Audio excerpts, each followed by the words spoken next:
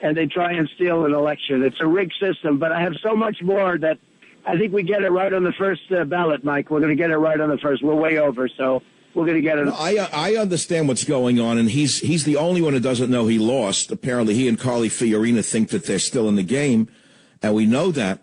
I hate to go into it, but Carly is living in another universe. She was a terrible businesswoman. She was fired after laying off 30,000 workers. What are they holding her up as a great business genius for? Well, you know, when she was a candidate, she had the one good debate, but that wasn't against me. That was on the other stage. You remember that. And she had the one good debate. She got onto the main stage, and right after that, her numbers went down, and she got off with about nothing, I think 0 to 1, or something like that. I mean, whatever, but it wasn't much. I don't know what impact you'll have.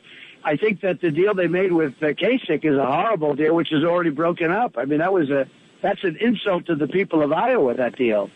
And it already. Donald, I heard your America First speech. I was moved by it. So are people I know who were very, very unemotional about politics. They called me and they said that was one of the greatest speeches I ever heard. Everyone said, you know, he was a different guy. Of course you were a different guy. You were reading a speech that was very important, that every word was going to be analyzed.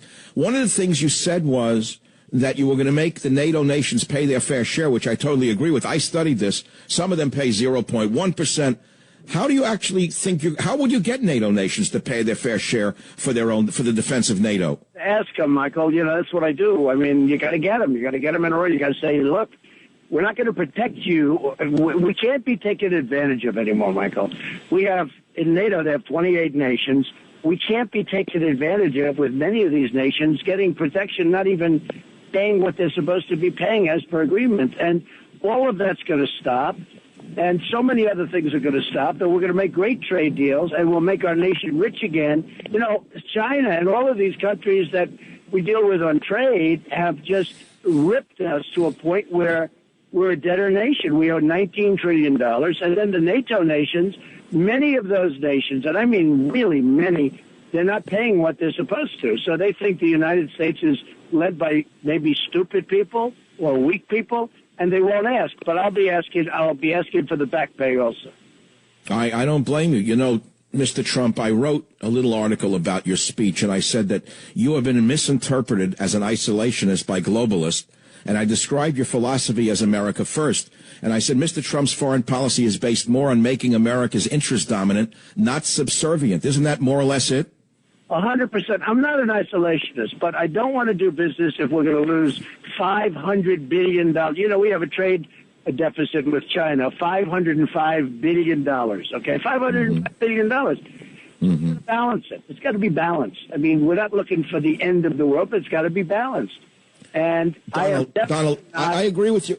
I'm sorry, go on. I didn't mean to interrupt. Go ahead, please. I'm not an isolationist, Michael, at all. You know that.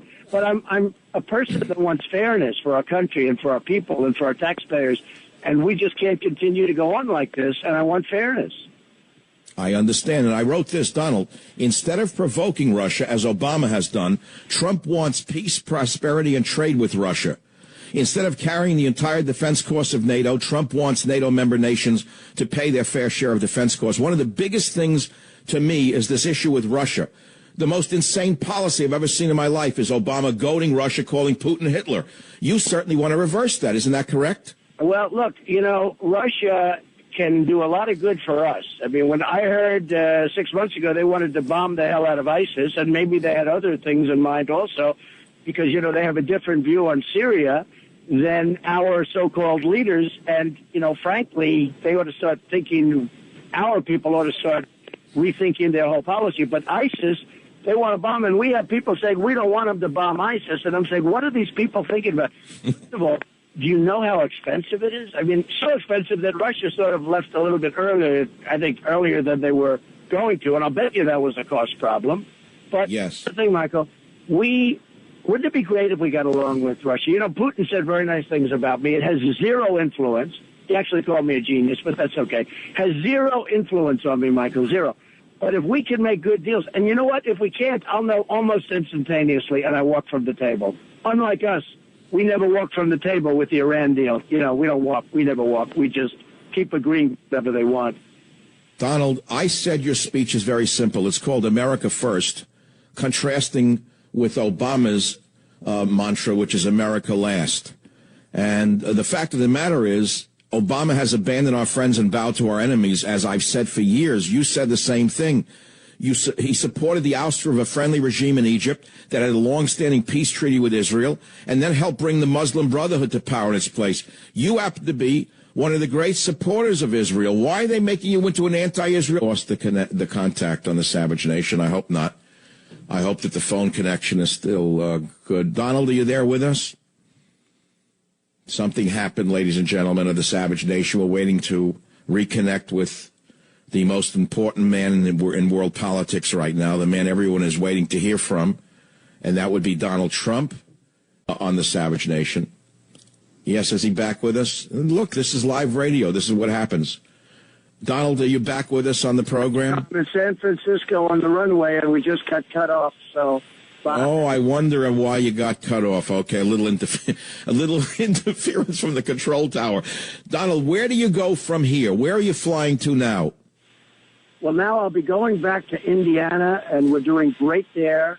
We're getting wonderful poll numbers. We have unbelievable people. We had, as you know, Bobby Knight endorse me yesterday, and he's fantastic, a real champion, a real winner.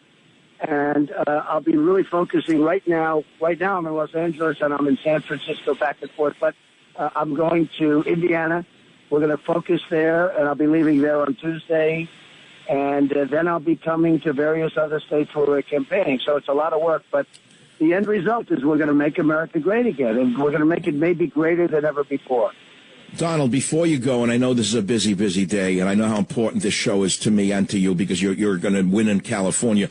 What do the numbers look like in California for you? Are you ahead of Mr. Cruz at this time? Well, I just saw the last poll came out. We were at 48% compared to the other two were in the 20s.